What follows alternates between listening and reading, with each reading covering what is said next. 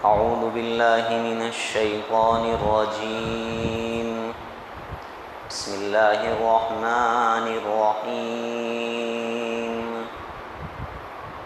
إن الله لا يستحيي أن يضرب مثلا ما بعوضة فما فوقها فأما الذين آمنوا فيعلمون أنه الحق من ربهم وأما الذين كفروا فيقولون ماذا أراد الله بهذا مثلا يضل به كثيرا ويهدي به كثيرا وما يضل به إلا الفاسقين الذين ينقضون عهد الله من بعد ميثاقه ويقطعون ما أمر الله به أن يوصل ويفسدون في الأرض أولئك هم الخاسرون. كيف تكفرون بالله وكنتم أمواتا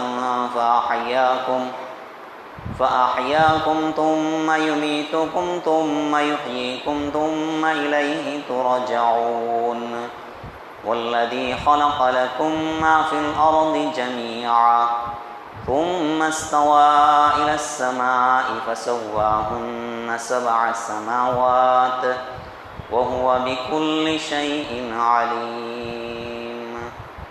صدق اللہ العظیم. محترم دوستو بزرگوں، آپ لوگوں کے سامنے سورہ بقرہ کی آیت نمبر 26 اور آیت نمبر 27، 28، 29 تک کی تلاوت کی گئی.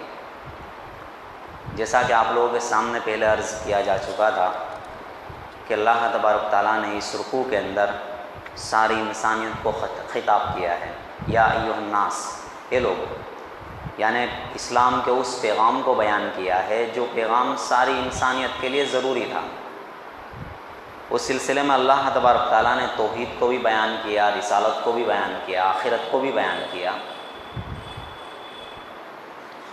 یہ جو آیت آپ لوگوں کے سامنے سب سے پہلے تلاوت کی گئی، ان اللہ لا یستحی، یہ دراصل ایک اعتراض کا جواب ہے کہ یہ دین، یہ سچائی جب بھی ظاہر ہوتی ہے تو اس کے کچھ ماننے والے بھی ہوتے ہیں، کچھ نہ ماننے والے بھی ہوتے ہیں، اور نہ ماننے والوں کے پاس کوئی نہ کوئی بہانہ ضرور ہوتا ہے، کوئی نہ کوئی سچی یا جھوٹی دلیل ضرور ہوتی ہے. تو چونکہ یہ سورہ جو ہے وہ مدنی سورہ ہے اور اس سے پہلے قرآن پاک کا بہت سا حصہ نازل ہو چکا تھا، مکہ المکرمہ میں بھی، مدینہ میں بھی، اور یہ اعتراض مفسرین کے کہنے کے مطابق منافقین نے کیا تھا یا یہودیوں نے کیا تھا. تو پہلے والی کچھ آیتوں میں اللہ تبارک تعالیٰ نے جو بت پرستی ہوتی ہے اس کی شناعت یا اس کی حقارت بیان کرنے کے لیے ایک مثال دی تھی کہ تم جن بتوں کی عبادت کرتے ہو اور اس کے سامنے کھانے وغیرہ کی جو چیزیں رکھتے ہو، اگر اس پر کوئی مکھی آ کر بیٹھ جائے اور مکھی اس میں سے کوئی چیز اٹھا کر لے جائے تو ان بتوں کے اندر ایسی کوئی طاقت نہیں ہے کہ وہ مکھی کے پاس سے بھی وہ چیز کو چھڑا کر لے جائے. یہ اللہ تبارک تعالیٰ نے مثال دی. تو منافقین نے یوں کہا کہ اللہ کا کلام ہے تم یوں کہتے ہو، تو اللہ تبارک تعالیٰ مکھی اور مچھر کی مثالیں کیوں دیتا ہے؟ یہ اعتراض کیا. جب اللہ کا کلام ہے تو کوئی بڑی چیز کی مثال ہونی چاہیے. تو اس کا جواب دے رہے ہیں، ان اللہ لا یستحی ان یضرب مثلا ما بعوضۃ فما فوقها. بے شک اللہ تبارک تعالیٰ اس بات سے نہیں شرماتے ہیں کہ وہ مچھر کی مثال دے یا اس سے بڑھ کر کوئی اور چیز کی مثال دے. اللہ کو شرم نہیں ہے، کیونکہ سب چیز اللہ کی بنائی ہوئی ہے. چھوٹی چیز ہمارے لیے چھوٹی ہے، بڑی چیز ہمارے لیے بڑی ہے. اللہ کی نسبت سے تو کوئی چیز چھوٹی بڑی نہیں، اللہ کے نزدیک تو ہر چیز یکساں ہے. اور دوسری چیز یہ ہے کہ اللہ تبارک تعالیٰ نے قرآن پاک میں بڑی چیزوں کا بھی ذکر فرمایا. ہاتھی کا ذکر ہے، اونٹ کا ذکر ہے، شیر کا ذکر ہے. لیکن چونکہ انسان کے اندر جب کیڑے نکالنے کی عادت ہوتی ہے تو وہ ہر اچھی اور سچی بات میں بھی کیڑے نکالتا ہے. تو اللہ تبارک و تعالیٰ یہ جواب دیتے ہیں کہ تمہارے کہنے سے ہم مثالوں میں تبدیلی نہیں لے آئیں گے، ہماری باتوں میں ہمیں شرم نہیں آتی چھوٹی چیزوں کی مثالیں دینے میں۔ تیسری چیز یہ ہے کہ مثال جو ہوتی ہے وہ جس کے لیے مثال دی جاتی ہے اس کے مطابق ہونی چاہیے۔ بھائی ایک انسان ہے بڑا بہادر ہے تو اس کی مثال دی جائے گی بڑا شیر جیسا ہے، اگر وہی بہت دھوکے باز ہے تو کہیں گے لومڑی جیسا ہے، انسان مثال دیتا ہے۔ تو جب اللہ تبارک و تعالیٰ نے بت پرستی کی شناعت اور برائی کو بیان کرنے کے لیے اور ان کی بے حقیقتی کو بتانے کے لیے جب مکھی اور مچھر کی مثال دی تو وہ اس کے مطابق برابر تھی مثال۔ سمجھ میں آنے والی بات ہے کہ جب مکھی اور مچھر کے اندر طاقت نہیں ہوتی ہے، بالکل اسی طرح ان مورتیوں کے اندر بھی کوئی طاقت نہیں ہے، یہ مثال اللہ تبارک تعالیٰ نے دی تو وہ مثال برابر تھی۔ لیکن انسان جو ہوتا ہے جب اس کے سامنے باطل کا پردہ آ جاتا ہے تو حق کی بات اس کو سمجھ میں نہیں آتی ہے۔ تو کیا فرماتے ہیں، ان اللہ لا یستحی، اللہ کو اس بات سے کوئی شرم نہیں ہے کہ وہ مکھی اور مچھر کی یا اس سے بھی بڑھ کر کسی چھوٹی چیز کی مثال دے۔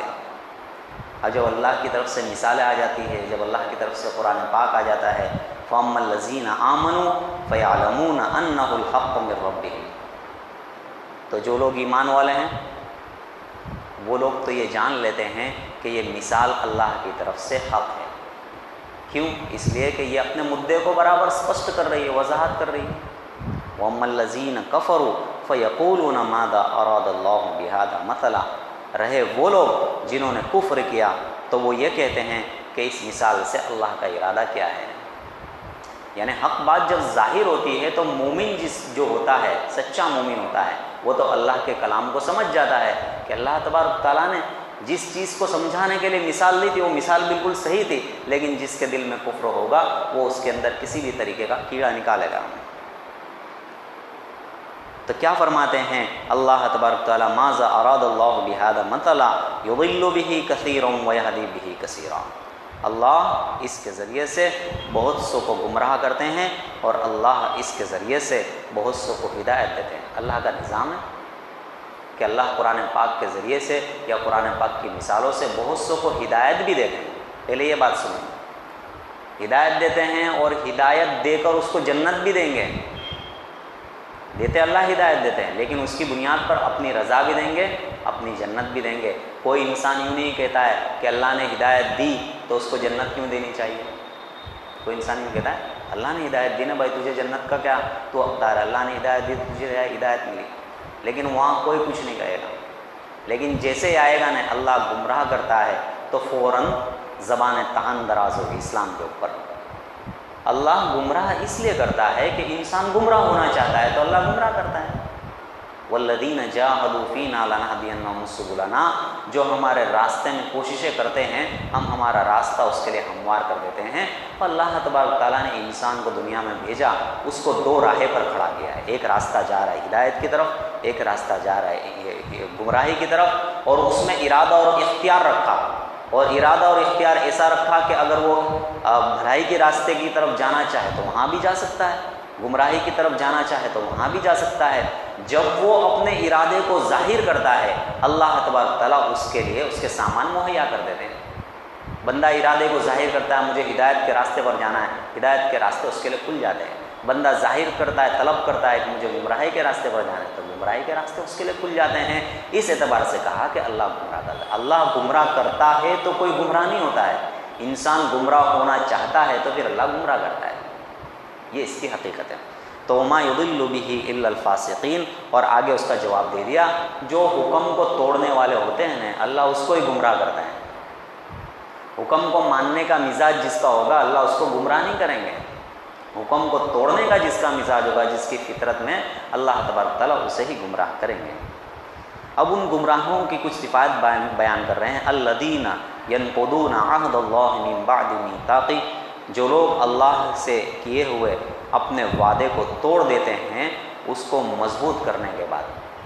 کہ انسان کو اللہ تبارک تعالیٰ نے اس دنیا میں پیدا کیا، اس سے پہلے کسی صورت میں آخرت میں بھی باہر نکالا، کسی صورت میں آخرت میں بھی باہر نکالا۔ ہم آواگمن کے تو قائل ہیں، تناسخ خیر ہوا کہ ہم اس سے پہلے کہیں پیدا ہوئے تھے، وہاں اپنی زندگی کو گزار کر آئے ہیں، پھر یہاں پر اس کو بھگتنے آئے ہیں، اور پھر یہاں سے جو کچھ ہم نے کام کیے پھر اس کو بھگتنے کے لیے پھر اور کہیں جگہ جائیں گے. یہ آواگمن کا ہمارا عقیدہ تو نہیں ہے.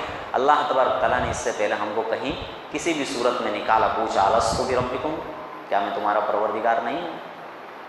اسی کو یہاں پر عہد کا ہے کہ اللہ تبارک تعالیٰ نے انسان کو عہد کر کے بھیجا کہ دیکھو تم نیچے جاؤ گے تو تمہیں رب جیسی بہت سی چیزیں نظر آئے گی، تمہاری ربوبیت کے اندر کام کرنے والی بہت سی چیزیں نظر آئے گی. تم کو سورج نظر آئے گا، تم کو چاند نظر آئے گا، تم کو گائے نظر آئے گی، تم کو تلسی نظر آئے گی، تم کو پہاڑ نظر آئیں گے، تم کو ندیاں نظر آئے گی، بہت سی چیزیں نظر آئے گی.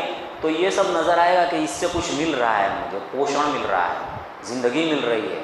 تو اس کو زندگی دینے والا مت سمجھ لینا. زندگی دینے والا، زندگی کو آگے چلانے والا، پالنے والا، پوسنے والا اللہ تبارک تعالیٰ کی ذات ہے. مجھے ہی تو اپنا رب بنانا، تو کیا میں تیرا رب نہیں؟ اللہ نے پوچھا سارے انسانوں کو، تو سارے انسانوں نے جواب دیا بلا کیوں نہیں، آپ ہی ہمارے رب ہیں. لیکن جب انسان نیچے آیا تو اپنے اس عہد کو اس نے توڑ دیا. جو قرار کر کے آیا اس قرار کو اس نے بھنگ کیا. جو وعدہ کیا اس وعدے کی خلافی کی، وچن کا بھنگ کیا، کچھ بھی کہہ لو. تو الذین ینقضون عہد اللہ، یہ اسلام کا انکار کر رہے ہیں، اصل میں اپنے وعدے کو توڑ رہے ہیں. اسلام کا انکار کرنا اپنے اس وعدے کو توڑنا ہے جو اللہ تبارک تعالیٰ کے واس کر کے آئے ہیں. اور آگے کیا کرتے ہیں وہ لوگ؟ وَيَقْطَعُونَ مَا أَمَرَ اللَّهُ بِهِ أَن يُوصَلَ، اور اس چیز کو کاٹ دیتے ہیں جس کو جوڑنے کا اللہ نے حکم دیا ہے. جوڑنے کا کس کو حکم دیا تھا؟ کہ اللہ کے ساتھ جڑ جاؤ یا صلہ رحمی کرو. کیونکہ یہ جو بات ہے یہ اللہ کے رسول صلی اللہ علیہ وسلم کے اوپر نازل ہوئی. اور مشرکین مکہ نے جب اللہ کے رسول صلی اللہ علیہ وسلم نے توحید کی دعوت پیش کی تو اللہ کے رسول صلی اللہ علیہ وسلم کے رشتہ دار تھے، کوئی چاچا تھا، کوئی ماما تھا، کوئی کاکا تھا، کوئی بھائی تھا، کوئی بھتیجا تھا. تو ان رشتوں کو صرف اس بنیاد پہ کاٹ لیا، حالانکہ اللہ نے تو جوڑنے کا حکم دیا تھا. وما اسألکم علیہ من اجر الا المودۃ فی القربى، قرآن پاک کی آیت دوسری ہے. اللہ کے رسول مخاطب کرتے ہیں اپنے مخاطبین سے، میں تم سے کوئی اجر نہیں چاہتا، میں یہ دین کا کام کر رہا ہوں، میں تم سے کوئی اجر نہیں چاہتا کہ مجھے یہ دو، مجھے وہ دو، دنیا کی چیزیں دے دو. میں تو صرف رشتہ داری کی محبت چاہتا ہوں. رشتہ داری کا تو خیال کرو، تم چاچا ہو، تم ماما ہو، میں تمہارا بھتیجا ہوں، میں تمہارا بھانجا ہوں، اس کا بھی تم خیال نہیں کر رہے ہو، رشتہ داریوں کو توڑ رہے ہو. تو فاسق کی کلامت یہ ہوتی ہے کہ اللہ کے ساتھ بھی اس کا رشتہ ٹوٹ جاتا ہے اور بندے کے ساتھ بھی اس کا رشتہ ٹوٹ جاتا ہے. تو اللہ کے حقوق بھی وہ ادا نہیں کر رہا ہے، بندے کا حقوق بھی ادا نہیں کر رہا ہے، تو اس کی بنیاد کے اوپر وہ گمراہ ہو جاتا ہے. وَيُفْسِدُونَ فِي الْأَرْضِ، اور اس دو چیز کا نتیجہ فساد کی صورت میں آتا ہے زمین میں. انسان اللہ کے حقوق کو ادا نہیں کرے گا، انسان بندوں کے حقوق کو ادا نہیں کرے گا، صلہ رحمی نہیں کرے گا، تو وہ یفسدون فی الارض، وہ زمین میں فساد مچاتے ہیں. اولئک هم الخاسرون، وہ لوگ نقصان اٹھانے والے ہیں. کون سا نقصان؟ دنیا کا نقصان، آخرت کا نقصان. دنیا کا نقصان یہ ہے کہ ہمیشہ بے چینی اور اضطراب کی کیفیت رہے گی. آخرت کا نقصان یہ ہے کہ عذاب کے اندر گرفتار ہوگا. آگے اللہ یہاں پر اعتراض کا جواب پورا ہوا. آگے اللہ تبارک تعالیٰ جو شروعات میں جو بات کہی توحید کی، اسی بات کو پھر سے الگ انداز سے دہرا رہے ہیں.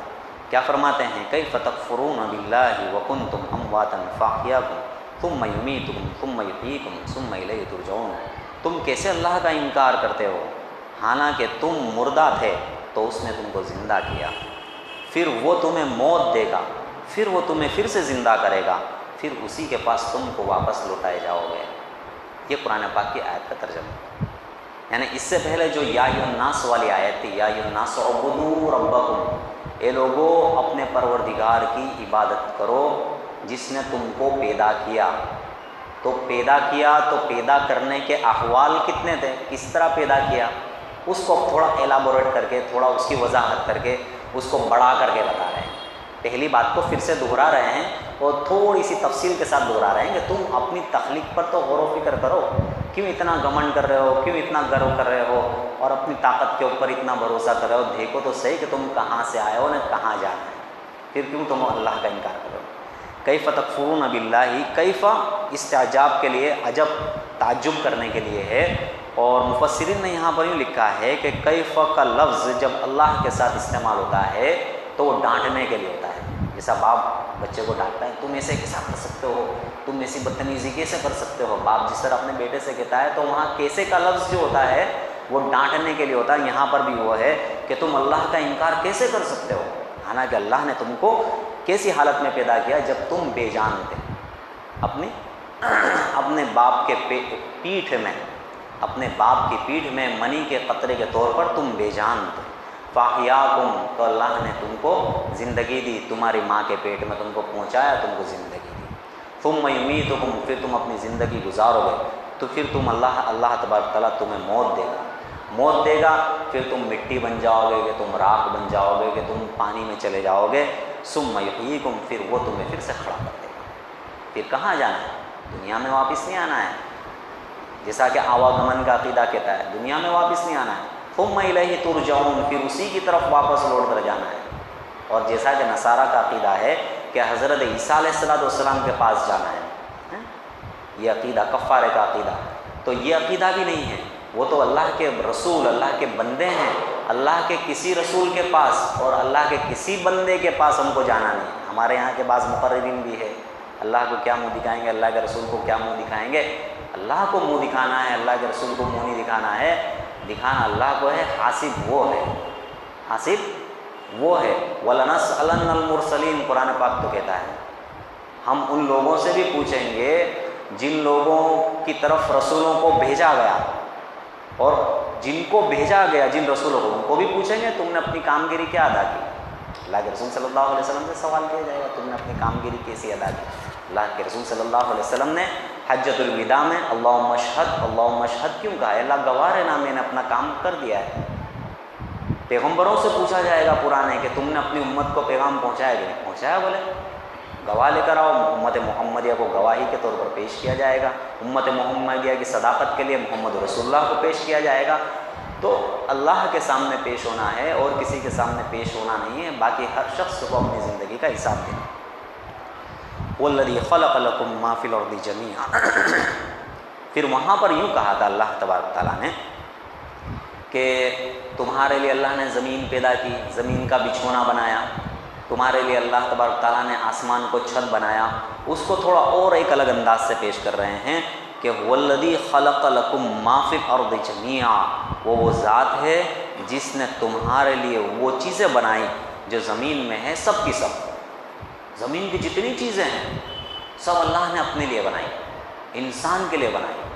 مانو گورو کی بہت باتیں کی جاتی ہے، لیکن مانو گورو اصل میں اس آیت کریمہ میں ہے کہ اللہ نے ہر چیز بنائی، آسمان تمہارے لیے، زمین تمہارے لیے، سورج تمہارے لیے، چاند تمہارے لیے، تلسی تمہارے لیے، گائے تمہارے لیے، بھینس تمہارے لیے، یہ درخت تمہارے لیے، یہ شجر تمہارے لیے، یہ حجر تمہارے لیے، یہ رات کا اندھیرا تمہارے لیے، دن کا اجالا تمہارے لیے۔ اب تم کسی کے سامنے کھڑے رہ کر ہاتھ باندھ کر کھڑے رہو، اس کی عبادت کرو، تو یہ اپنے آپ کی توہین ہے انسان کی۔ اس سے مانو گورو کس سے ہڑاتا ہے، مانو گورو کس سے ختم ہوتا ہے؟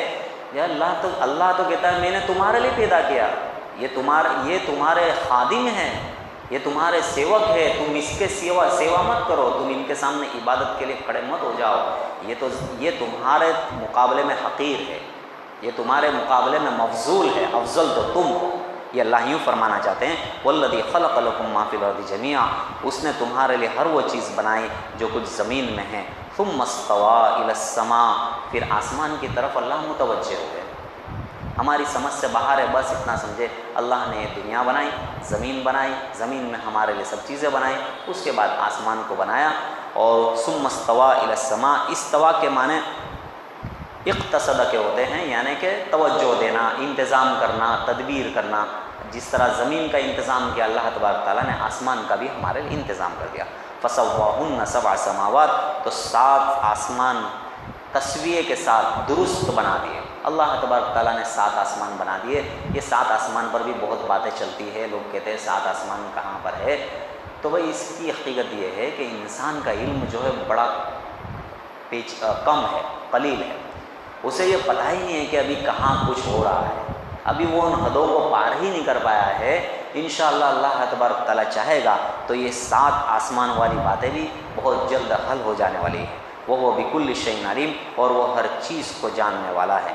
تو اللہ تبارک تعالیٰ نے ان آیت کریمہ میں توحید، رسالت اور آخرت کو بیان فرمایا، اور درمیان میں ایک اعتراض کا جواب بھی دیا۔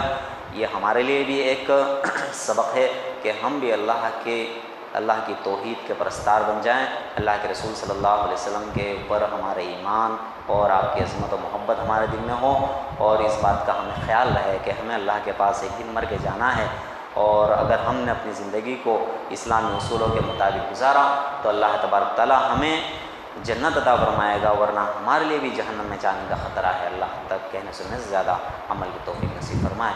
وآخر دعوانا الحمدللہ رب العالمین۔ مختصر دعا، بسم اللہ الرحمن الرحیم۔ اللهم صل على سيدنا محمد وعلى آله محمد وبارك وسلم۔ نستغفر الله الذي لا اله الا هو الحي القيوم ونتوب اليه۔ ربنا آتنا في الدنيا حسنة وفي الآخرة حسنة وقنا عذاب النار۔ اے اللہ ہمارے گناہوں کو معاف فرما، خطاؤں سے درگزر فرما، آئندہ کی زندگی کے لیے ہدایت نصیب فرما۔ اے اللہ خیر کے فیصلے فرما، دین کی دعوت کے لیے قبول فرما، دور تک کے لیے دیر تک کے لیے قبول فرما۔ اے اللہ اخلاص عطا فرما، اے اللہ ریاکاری سے ہماری حفاظت فرما۔ اے اللہ حاضرین مجلس کی مغفرت فرما، ہدایت عطا فرما، ان کی جائز مرادوں اور تمناؤں کو پوری فرما۔ ناگہانی مصیبتوں اور آفتوں سے ہماری حفاظت فرما، دین کے کام کرنے والوں کی حفاظت فرما، دین کے کام کرنے والوں کی چاہے جس لائن سے کام کر رہے ہیں اللہ تو مدد فرما۔ اللہ ہم نے جو کہا سنا اس پر عمل کرنے کی توفیق نصیب فرما۔ جزا اللہ عنا محمد بما وآلہ صلی اللہ علیہ وسلم۔ سبحان ربک رب العزۃ عما یصفون، وسلام علی المرسلین والحمد للہ رب العالمین۔